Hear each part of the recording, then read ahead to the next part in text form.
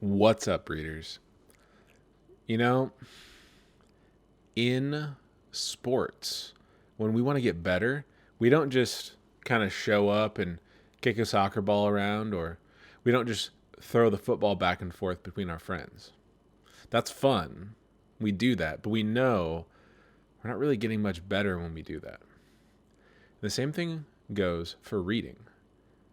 If we just kind of show up and just kind of read our 30 minutes and then we're kind of done, and we don't do sort of the drills, and we don't do things with a purpose in our reading life, we can't expect to grow as readers.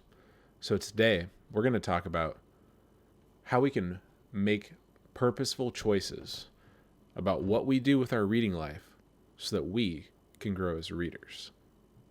Let's check it out.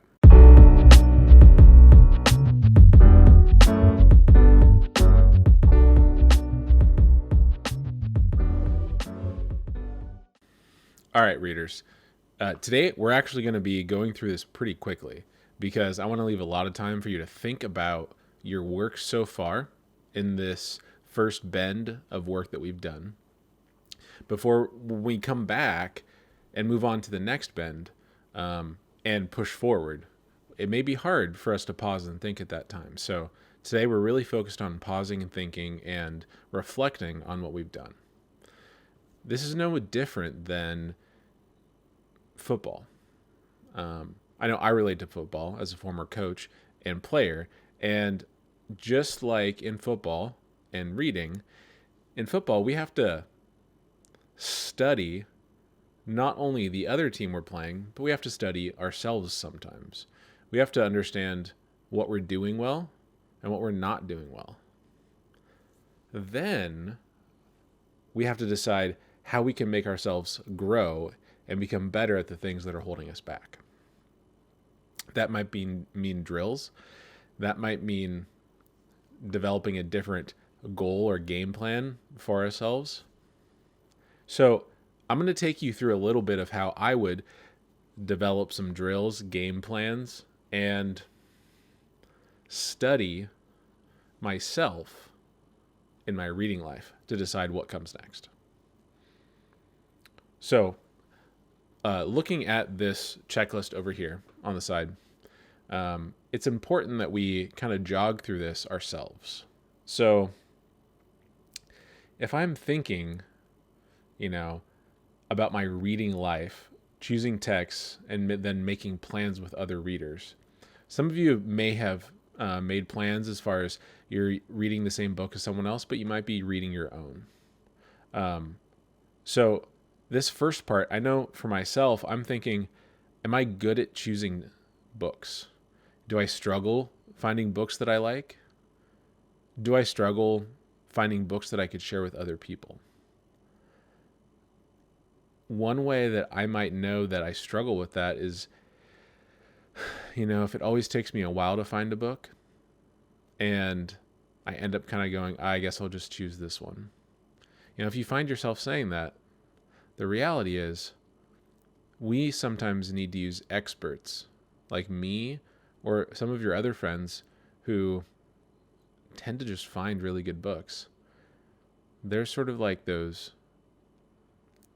secret agent gumshoe detectives where they just always can spot the clues that really point them towards good books. And we want to take advantage of that too. So for myself, I actually don't think I need help with that, but that might be something that you need help with no matter where you're at in your reading life. This next one though, making time for reading, yeah. I struggle as a teacher finding time to read on my own. I read a lot of stuff for school. I read a lot of your stuff, but then finding times to read long chunks during what we would call stolen moments during the day, that might be like, those 20 minutes that you have off between classes. Sometimes I'll use that to just lay down. I can't do anything.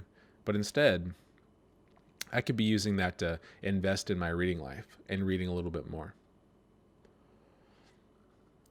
write on the run as I read.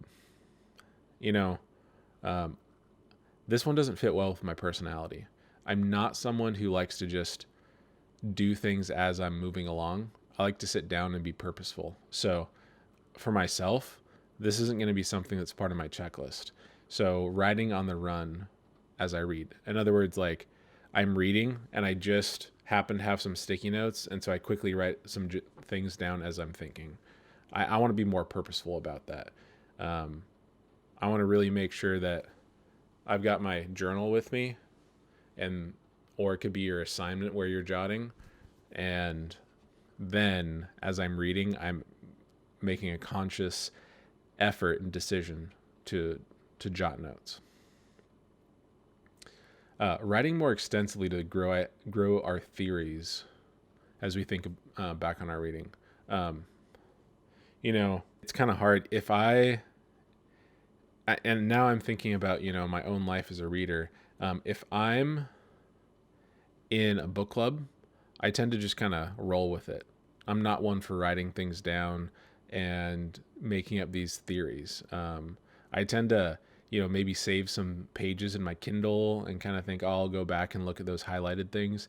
But I tend not to actually write stuff down. Whereas, I know one of the people that I read books a lot with, they'll keep a journal of notes for things that they kind of went, oh, wow, that's a really important part I want to remember when we talk.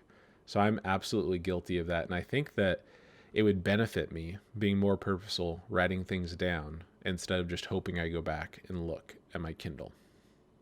So that's something that definitely check. I need to do more of that to grow as a reader.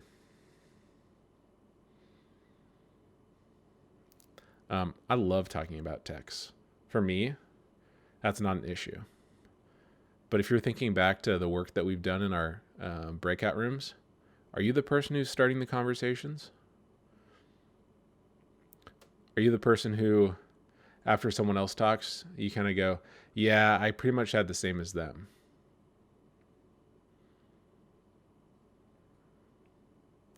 If you find that you're really not the person who's talking very much, this might be something important for you to say, to think about, to decide as a goal you're going to work on, being more opinionated, being willing to talk more about the text in our small groups. Okay, and the last one is thinking about multiple texts that we've read and trying to make connections. So this can be a challenge because it might not be natural for some of us. And so we have to actually think purposely like, okay, I'm reading this. What text does this remind me of? Or what scene does this remind me of? And then sometimes when we do that, it can help us understand a text better, which is why we might want to. Okay, readers, I hope that you noticed how I definitely acknowledge things I'm good at. I'm good at finding texts that I'm going to be interested in and planning out reading those. I don't always get to read those consistently.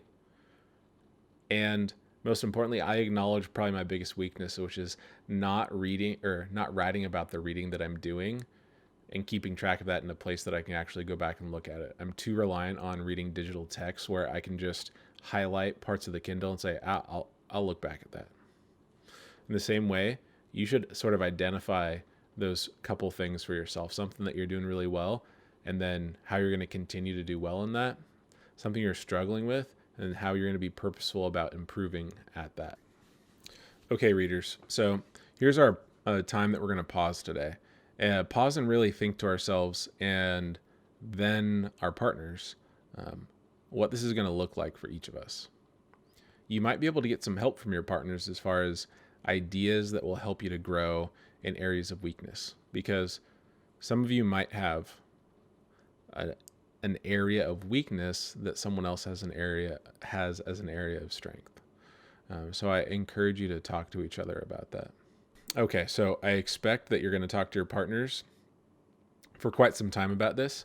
You might take and plan on taking together probably 3 to 5 minutes to kind of think over where you're at before you share with each other, possibly asking for help. Okay, go ahead and pause the video. So gonna take a lot to pause the screen for you. There's nothing that 100 teachers or more could ever do. I'd pause that video right now if I were you. Really, today's work is thinking about making a plan with goals for ourselves moving forward so that we have an anchor point. We have a way of sort of overcoming struggles that we might have in our reading life. Because the reality is that just like stress in life, stress isn't bad. Stress is bad when we don't have a way to overcome the stress. If we have no tools, no coping strategies, then the stress sometimes can overwhelm us. In the same way, if we don't have a way to grow as a reader, then we'll just be overwhelmed with the idea of not reading. We won't see ourselves growing. It'll just be a thing that we put off and say, well, it's not really helping me. So today, be purposeful in talking to your partners.